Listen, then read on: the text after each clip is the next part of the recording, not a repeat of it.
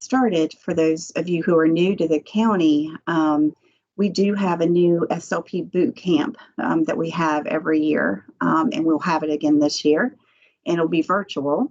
So we'll be sending out dates for that. So please feel free to join us for that. We'll give you support that way too, and some resources and access to several of the coordinators within the department for questions that you might have. So this morning, we're happy to be here. And as Tracy said, please put the questions in the chat box.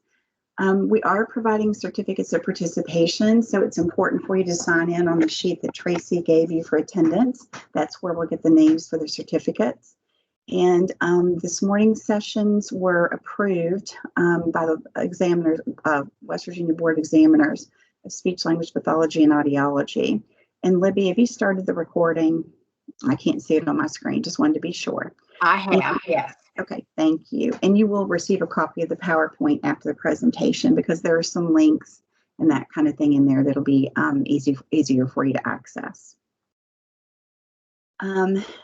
Just because we typically try to get ASHA CEUs for presentations that we do, but we have to have 60 days notice. And I've discussed that with Tracy, and hopefully any future trainings we do with you guys will receive ASHA CEUs for that as well.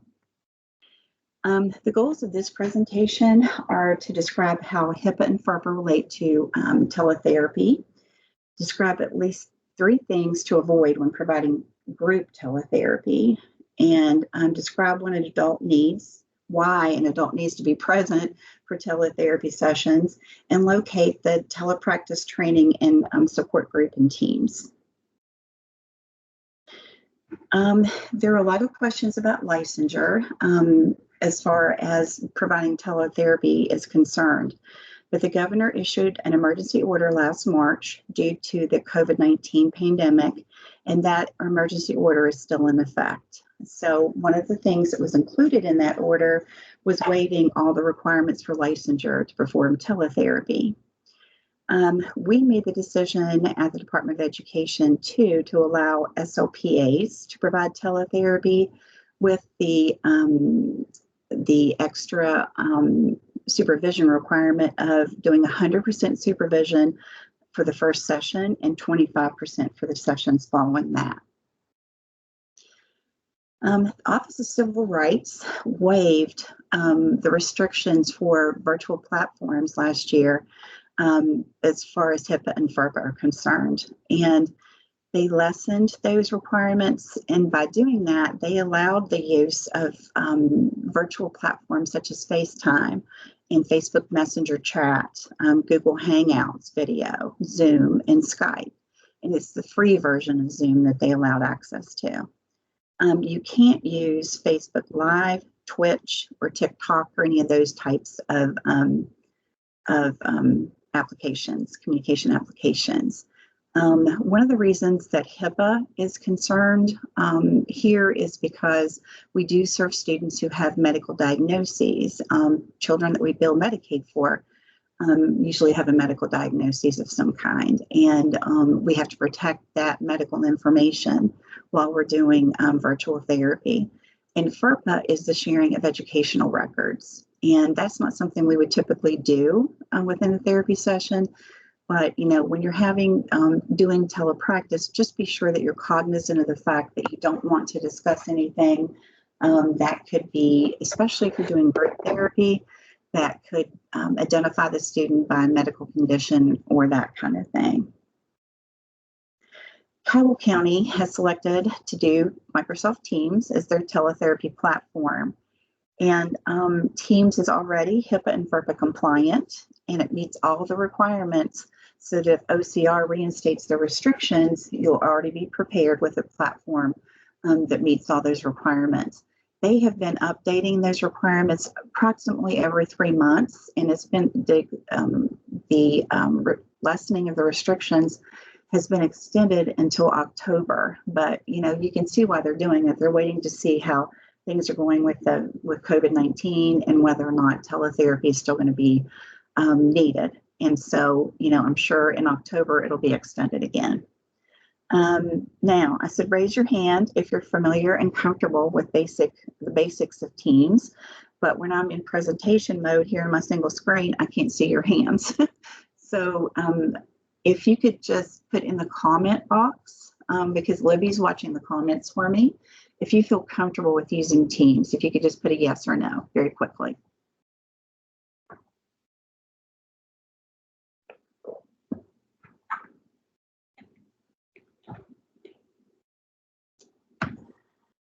Lots of yeses. Lots of yeses. Oh, that's great. That's great. Okay. A few no's. A few no's. Well, that's fine too, because we've got some resources to help support you there. As far as doing teletherapy, could you please put in the comment box if you did any teletherapy last year in the spring as part of your distance learning plans? Just a yes or no.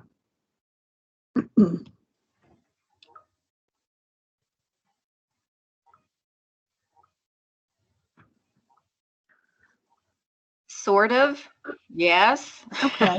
Okay. Yes. But they're saying they still need more information on telepractice, and yes, during extended school year. Okay, cool. Okay. Yeah, lots of yeses. Yes. Well, great. I'm glad to hear that, because, you know, you just have to take that first step and dive in, that's for sure. What we're going to do is go ahead and talk about 10 tips for getting ready for teletherapy. I wasn't sure how much experience you guys had with doing any teletherapy at all. And so with that, I wanted to make sure that we gave you some ideas about how to organize yourself and how to organize your teletherapy. Because I was trying to think, you know, I was in Kanawha County for 34 years as an SLP. And if I had to jump in last spring and do teletherapy, I'm sure I would have been just as overwhelmed as everybody else was. And knowing that, that's the reason we set up trainings last spring with Rhea Dyer to try to do some trainings and provide some information for people on how to do teletherapy, because I knew it would be overwhelming. So what I did with this presentation was just kind of go through and think about how to get yourself organized. And after that, then learning the mechanics of Teams is really pretty easy once you get started. It's getting yourself organized to do the teletherapy in the first place that I think is the hardest part. So that's what we're going to talk about today. Excuse me. We do have tutorials on our website, and we'll look at that after we take questions. I just don't want to go back and forth right now between the website and the PowerPoint. But we do have tutorials that Mark Moore has created, and he is the Office 365 guru at the department, and he's provided trainings all summer. He's provided webinars, and he's also recorded those webinars. So we'll see when we look at the website after a while that he has very short but very to the point and direct videos, and where he demonstrates and shares his screens and shows you how to do things in Teams and all the other aspects of Office 365 as well, but especially Teams. And like there'll be a webinar on how to set up your calendar, how to make an appointment, how to share a screen, make a screen interactive with whiteboard and that kind of thing. So just some really good videos to help you learn how to do the mechanics of Teams. Now, last year, when we first found out we had to do teletherapy, Libby and I jumped in and did a lot of research because we really, hadn't done that much with telepractice up until that point, or teletherapy.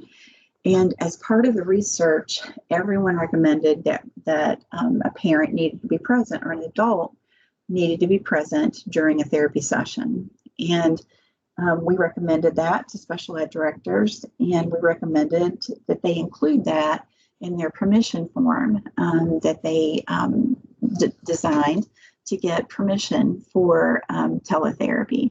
That was another recommendation in all the research that we did, was to get parent permission. And We have provided the guidance this year that a new permission form needs to be obtained, because you're going to be offering different services than you did during your distance learning plan. And this permission is going to be for your IEP services. So, we recommended that permission be obtained again this year. We are going to be able to do group therapy. And with that brings up questions about confidentiality by having a parent present.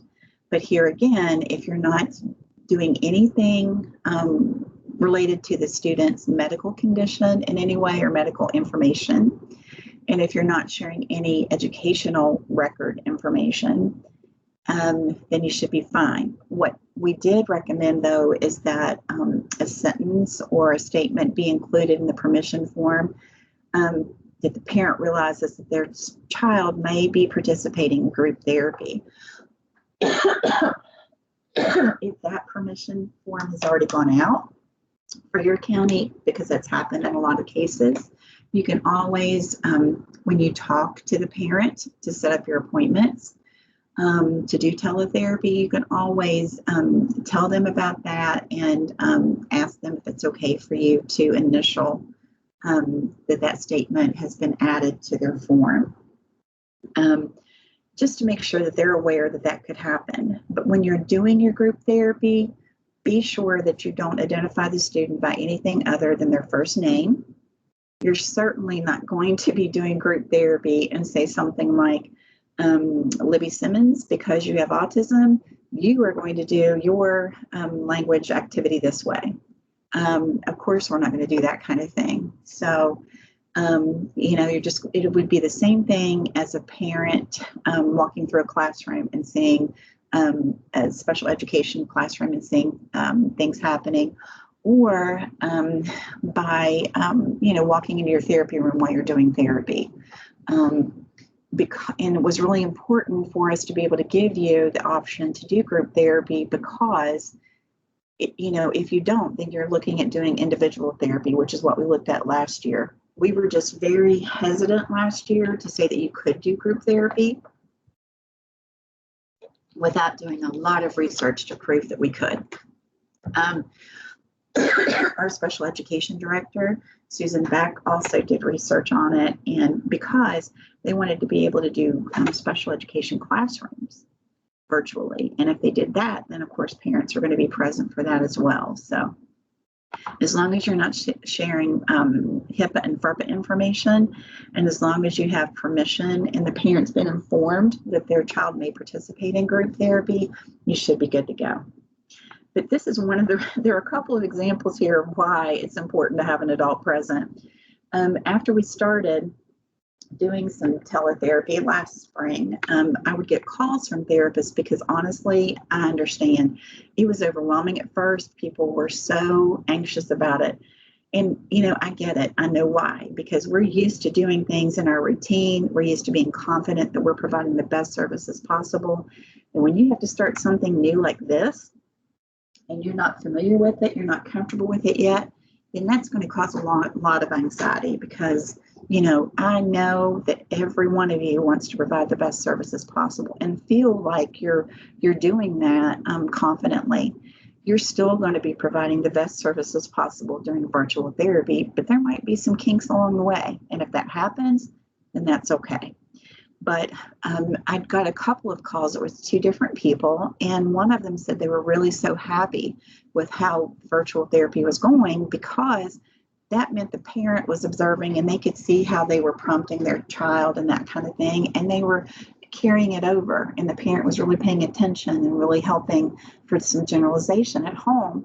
So that was a great outcome of having the parent present. But another one called and said that the student was a kindergartner, and he was participating on his iPad. And when he had to go to the bathroom, he just took the iPad in the bathroom with him. And, that's definitely not a situation you want to be involved in. And the other one, I received another call from a therapist who said that The little boy was so excited, he just gotten his room redecorated, and he took his iPad in and showed the therapist his whole room. But while he was on the way to his bedroom, she saw other parts of the house too that she was pretty sure the parent wouldn't have wanted her to see. So, just make sure that you touch base with the parent before every session and make sure that they're there, or an adult. It doesn't have to be the parent. It could be a grandparent, an older sibling, somebody who can protect you and the child. Because honestly, things can happen if it's just you and the child in the situation. A lot of things could be said that happened that didn't. And so this is protection for you and the student. Now, trying to get organized and laying the groundwork for effective teletherapy is probably one of the most important things you can do.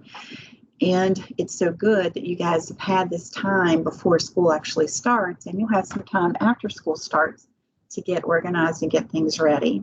But be sure, because I'm sure you guys experienced last year when the governor announced schools were closing on Friday, and then we had school closures beginning Monday. It was hard to get contact information on students and that kind of thing. So be sure and have that information with you at all times at home in case there should be a need for remote learning, like emergency closures, and make sure you have them in your office or wherever you'll be doing your virtual therapy. However you want to organize it is up to you. That's one nice thing about SLPs. We're all type A's and we're all highly organized, but to me, it would make sense to have everything together in one place. So if you needed to contact a parent quickly, you didn't have to go through individual files to look for the information. But however you want to do it, just make sure you have that email address and a contact phone number. Send the parent information on how to download Teams to their computer, iPad, or smartphone before you get started. If you don't have a fact sheet or a one-page document that you can send home that the county's prepared, I can make sure to send you a link to a little short tutorial that Mark Moore did about how to download Teams to your computer. Excuse me. Get information on the available days and times for teletherapy up front, just like you do when you're getting the information from your teachers. And then obtain the written permission for teletherapy and prepare materials for each session and have them organized and within reach for your teletherapy schedule. I know that it's going to be definitely different this year as far as your organization, and you're probably going to be doing teletherapy as well as in-person therapy. So it's going to take some organization to lay the foundation for all this to happen, but you can do it. There's knowing that you need to get that organizational step taken care of, you'll be fine. And if there's any way we can help you try to figure out ways to do that and share ideas, we'll be happy to do that through our teletherapy training and support team. Leave time between each session to set up for the next student or group.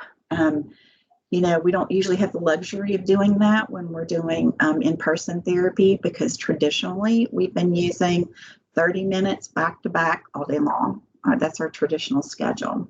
Well, we are not going to be able to be traditional this year. We're going to have to be flexible and just very thinking outside the box as far as how to organize your therapy schedule. We did do a training on the 3-to-1 model during the virtual forum that was done at the beginning of August. And that information is available on our website. If you just type in virtual forum, that video, there are all kinds of videos, but that video comes up. And I think it's located under special education now, and the PowerPoint for that is available too. And it's just a service delivery model that allows you to have 3 weeks of direct instruction and then 1 week of indirect, because the research shows that generalization and that collaboration with you and the classroom teacher is what makes the difference as far as the student taking the skills that they learn from you into the classroom. So, that might be a way that can help you be flexible this year, but just know that you're, trying to do your half-hour therapy schedule back to back is probably going to be very difficult this year. Have your contact information readily available so that if a student isn't present when it's time for the group to start, you can contact the parent and get that student in the group as quickly as possible. Practice sharing your tools that you're going to be using during therapy, such as the iPad, how to use your materials, like PDFs with the whiteboard or boom cards prior to providing therapy.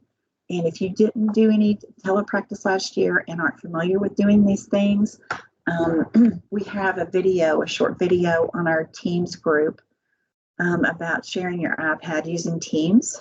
And I think we also have a cheat sheet about how to do that. It's very simple. And, it's a great way to be able to use all the apps that are on your iPad that you would normally use with a student in therapy. You can use them with the telepractice as well. It's just they have to tell you which things to push on the screen. It's not interactive, but you can at least display it.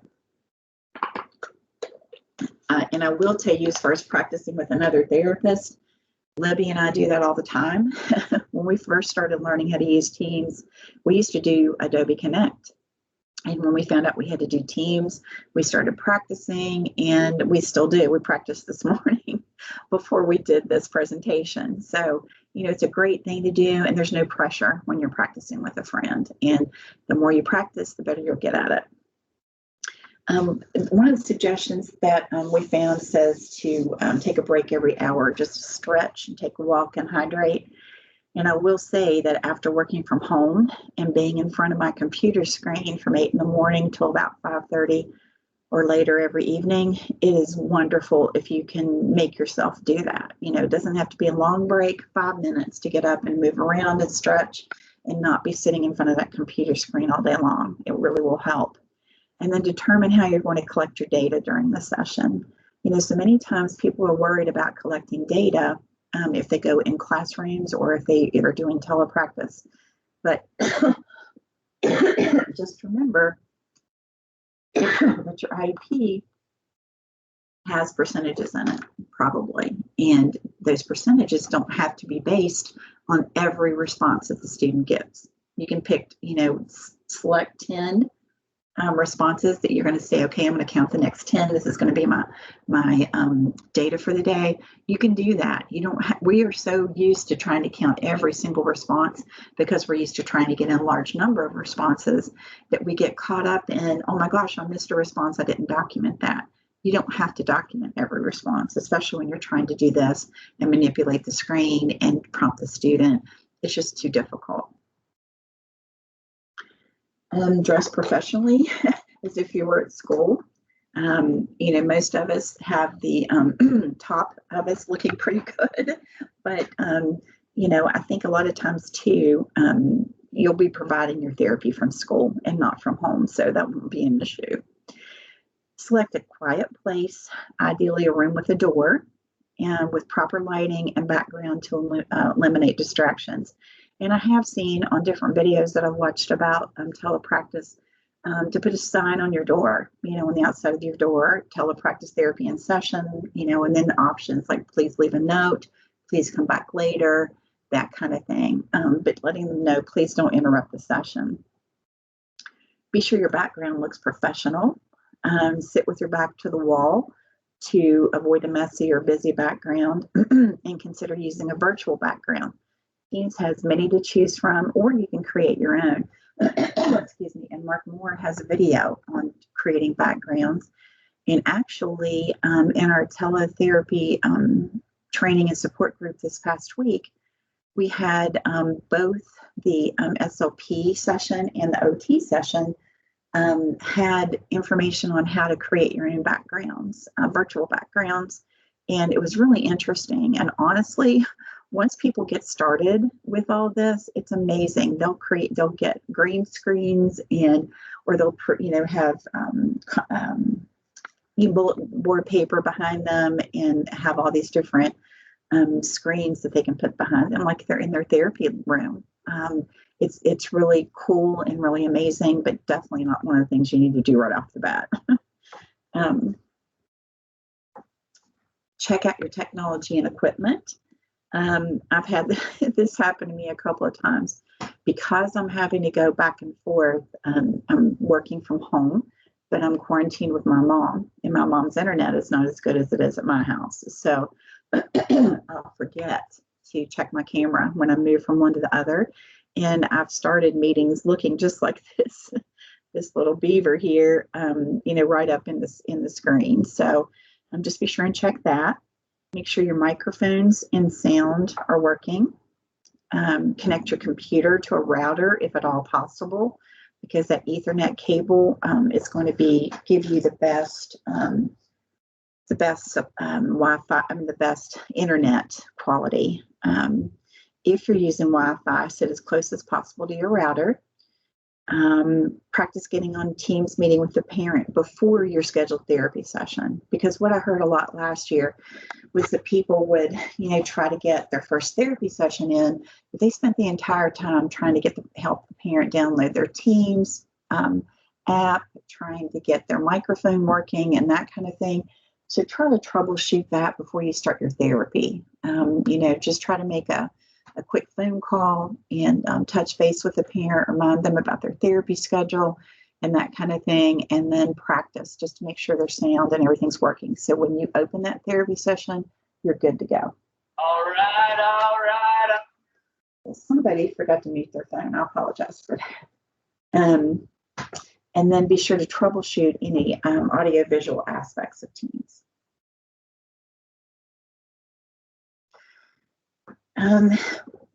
One thing to try to create the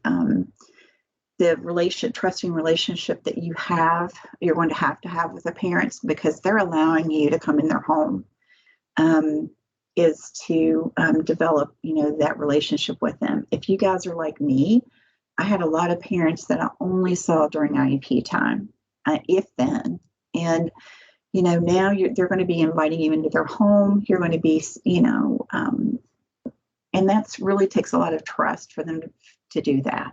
So, if you can exchange contact information so they have a way to get a hold of you, if something happens and they have to cancel or reschedule a session, and then do some facilitator training with them. They need to know what you expect from them for their session. So, have them sign in maybe 5 minutes before their session is supposed to begin. You'll get that little notification that comes up that they've started the meeting, and that's fine. That lets you know that they're ready. And then when you're ready, you jump into that session. Remind them to prepare the student for the session, like take them to the bathroom first, that kind of thing, so they're ready to start. Explain their role, that you need them to be a silent observer. I know I used to encounter it a lot when I was doing spring roundups or preschool screenings or new intro screenings, when we would have the parents there when they would come for kindergarten roundup. So many times, they came with us when we were doing the screenings, and if their child missed a response or they got something wrong, they'd be trying to prompt them. Oh, that's your cousin so-and-so, he does that kind of thing. I had one parent one time, I asked the child if he was a boy or a girl, and his mom looked at me and said, I haven't taught him that yet. So, those kinds of things you don't need going on during your therapy session. So, just make sure and let them know up front, this is how you can help me, help your child when we're doing this teletherapy. And so they'll know exactly how to help participate functionally for you and the child. And tell them how you want to address questions that they have. If it's something about some prompt that you're giving, like for an articulation sound or something, and they have a question about what you're doing, you might want them to ask you right then. But there might be other questions like, about their homework or, other questions that could wait till the end. So just kind of discuss with them, how you want them to handle those types of situations. And then the behavioral expectations for the student. You need for them to stay with you on the screen. If they have to let you know that the child needs a break for a minute or something like that, just develop a cue so they can, you can offer the break. That way the student doesn't know that their behavior has caused you to do that. But develop behavioral expectations so the parent knows that you need that child to stay with them and not be running around the room while you're doing a therapy session. One of the things that I've seen in several presentations about teletherapy really, to me, makes so much sense. And that is to establish routine for your therapy session. So, one of my passions when I was a school SLP was working with students with autism. And so I'm very attuned to doing visual schedules and that kind of thing. But I think it does work, and it's very important. And it kind of lets the student know whether they have autism or not, the things that they've completed, the things that are coming next, and when they're finished with the session. So using some type of visual schedule for that student to let them know that you're ready to do therapy and this is the routine we're going to use. And these are just some suggestions about things that you could try. Some people start with a quick song like I work. Just make up a song to a tune that's familiar. I'm not going to sing for you because that would singing a song wouldn't be my choice, but one of my choices probably would be starting with a short story or something to get us into doing the therapy session. It would depend on the age of your student. You could talk about a short story or a picture book if you're doing a preschooler or a kindergarten student. But for a high school student, you might want to talk about a topic of the day, a news item or something like that. Just say, okay, what news do you want to share with me today as far as what's happening in the world? Just so they know every day they need to be prepared to do that. And that's how you're going to start your work.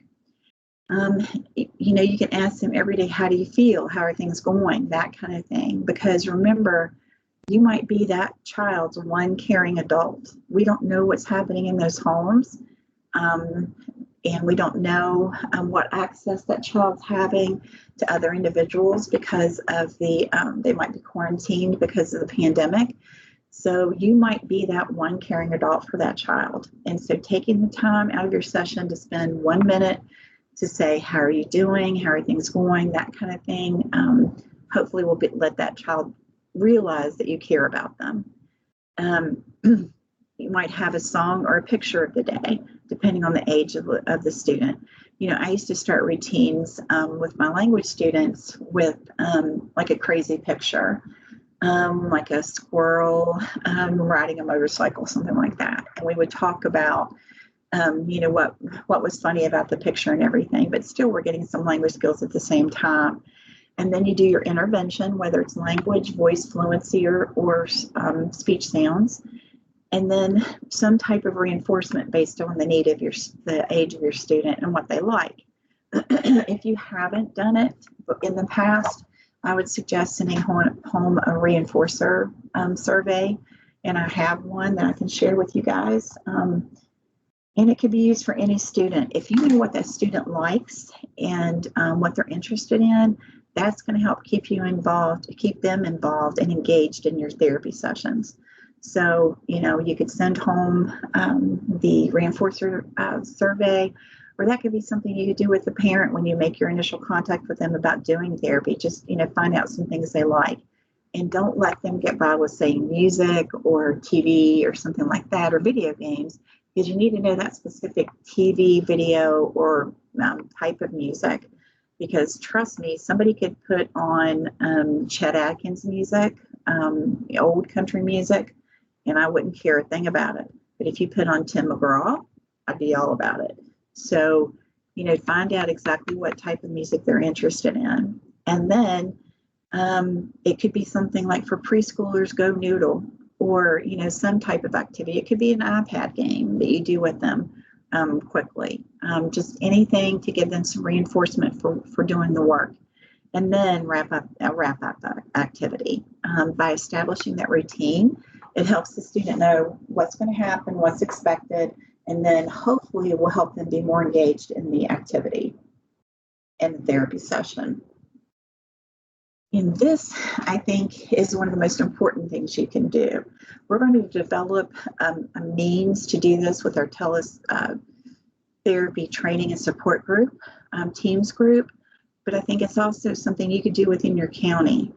I received a call from a therapist in another county asking how she would count an activity that she had designed for a student, whether it be direct or indirect. So as she described the activity, she said what she did was create a video using a recorded PowerPoint to talk about categories. And after the video, she told the student to take 5 photos, one from each category for food, tools, clothing, furniture, and vehicles. So the student either used his iPad or mom's phone or some means to take pictures of one object from each category. The therapist sent the link to the parent to practice the categories and to read, watch the video. And would that activity be direct or indirect? You can put it in the chat box, please. Would it be direct or indirect?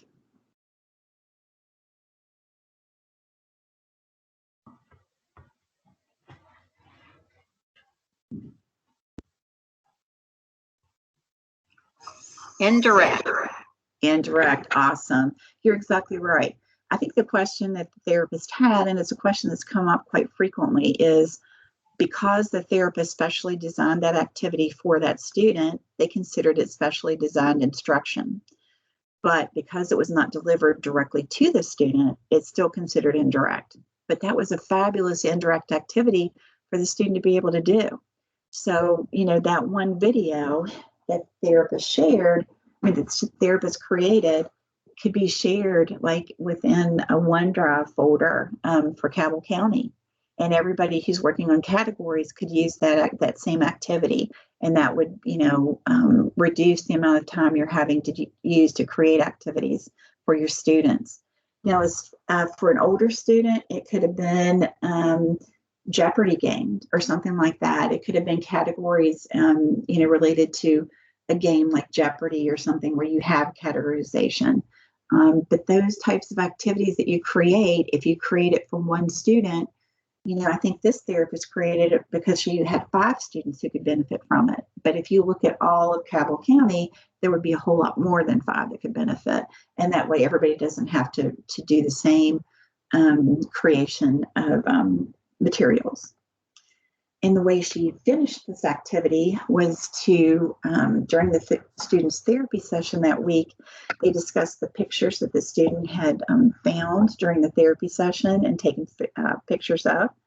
And the student did a PDF worksheet on the whiteboard to culminate the activity with the therapist working with them. And of course, that activity, when the therapist was working directly with the student, is direct. So, how many therapists could use that one activity? A bunch. So figuring out a way for you guys to share your ideas and materials, I think is a great use of your time and a great use of your collaboration with your other therapists in the county. And we're going to figure out some way to share those ideas in our teams group too. So that'll be another place that you can come and look for ideas so you don't have to recreate the wheel every time you need an activity. Another tip is to join Facebook and Instagram teletherapy groups because there are tons of them. I tried to count last night how many Facebook groups I belong to, and I was up in the 30s. Now that includes some just regular straight up speech therapy groups or speech language pathologist groups, but there are all kinds of resources on there and ideas. And a lot of those resources are coming from people who do telepractice all the time, or who do blogs and that kind of thing, or vlogs where they are sharing their ideas. So take advantage of those opportunities too, because like I said, here again, you don't have to recreate the wheel, and it's great to hear what other people are doing. And sometimes it's really simple ideas that you're thinking, why didn't I think of that? But it's helpful to have those just resources when you're kind of stuck and struggling. And then another suggestion is for you to join our teletherapy training and support group. We have monthly trainings with Rhea Dyer. She's the owner of Integrated and Best Life Services. And she did a fabulous job for us last year doing trainings on an introduction to telepractice. She's done 2 of those now for us. And she also did a training on how to do virtual evaluations. And that video is stored in on that website in our Teams group. But then there are also, she did weekly meetings for us because we just started it I think, in the middle of April. And so she did weekly meetings for us until school was out. All those videos are there, except with the exception of the last one. For some reason, there was an issue with the recording, and we were never able to recover it. But the PowerPoint from that session is located in the Teams group. And the thing of it is what she does is typically demonstrate different things, and she provides her own tips and tricks, different apps to use for teletherapy and that kind of thing. And there's just a wealth of information there. Now, I will say that we did have a resources notebook that Libby had literally worked days and weeks on trying to gather information, get information from Maria's presentations and add them in one place and organize them into a resources notebook. Well, somehow, we're not sure how, that resources notebook was accidentally deleted by someone. And I'm sure the person was just trying to get, to copy some of the ideas and that kind of thing, but it was accidentally deleted. So we actually are meeting with Mark Moore sometime today to figure out if we can recover it somehow. But we will be recreating those resources if we can't, and we're probably going to be looking at doing them in a OneDrive type situation where we can lock it down and just let people read but not edit. And we'll let you guys know what we ended up doing with that. But there were tons of resources there, and then the training videos as well.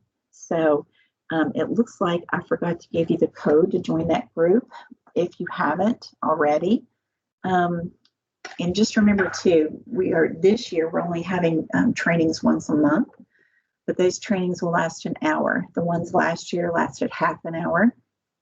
And these trainings will last an hour because Rhea increased it since we're only doing it once a month. And she also increased it to allow us to be able to turn in the trainings as one large training with different sections for ASHA CEUs. So Libby's working through that for us. So hopefully you'll be able to get ASHA CEUs for those trainings as well. We always record them and post the PowerPoints. So if you're not able, if it doesn't fit into your schedule when we have the meetings, then you're always able to go in and look at it later. So when I send your certificate information and the copy of the PowerPoint, then I will send the code on how to join this group. I wanted to bring your attention to something that the California Speech and Hearing Association did. If you haven't already seen this, they did a teletherapy boot camp, which I think is an amazing idea. And it's 7 hours, and they made it available for free to anyone who wants to watch it, and it's still available. So this is the information on how to get to it, and I'll make sure the link is included with this. But it's speechtherapy.com. Speechtherapypd.com is the one who's offering it for free. And these are just some of the topics that they had. So while there's teletherapy with adult populations, we wouldn't need that, but there might be some other things that you want to do, like teletherapy from early intervention to high school, those kinds of things. So it's all free. They're 1 hour sessions, so you can 1 or 2 hour sessions, a total of 7 hours, so you can watch them if you need some more ideas and some more tips on how to get started. The one thing that I want you to remember through all of this, this is going to be a crazy year. It really is. We already know that. This is not something that's new. But just remember that we're all in this together. we are here to help support you in any way possible, and we'll continue to do that. If you think of ways we can support you, if you will put them in send them in an email to me, we'll be happy to try to see what we can do to help. We are going to be doing those telepractice sessions all year, and trying to figure out more ways to help make your jobs easier. But just remember, it's not just Cabell County who's in this, and it's not just Kanawha County or Mon County. It's the entire state, the entire United States, and the world. The world is facing these issues as far as the pandemic's concerned. So now I'm going to just get out of this quickly. I'm going to go ahead and go through this, and then we'll come back and get your questions. But I wanted to show you Mark Moore's website quickly.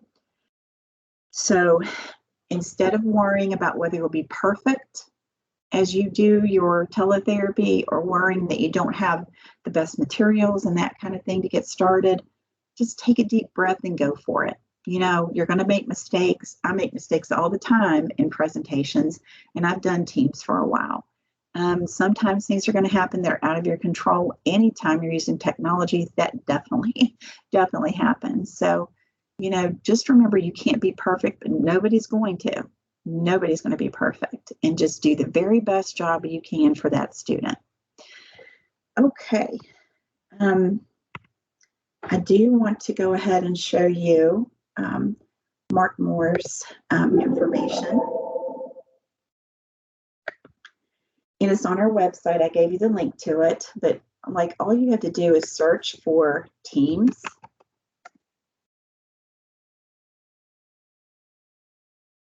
And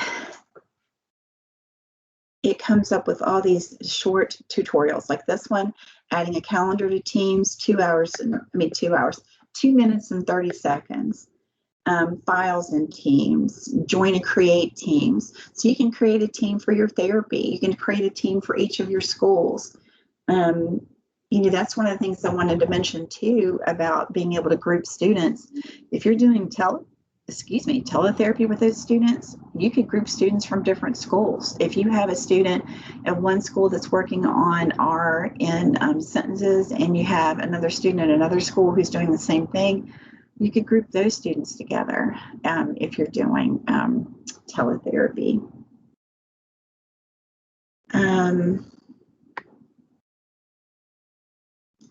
And just an introduction to Teams, just all kinds of really short, effective tutorials that you can access that are free. So we are going to stop right there. And Libby, it looks like we have about 10 minutes before we start the next presentation. So are there some questions that I can answer?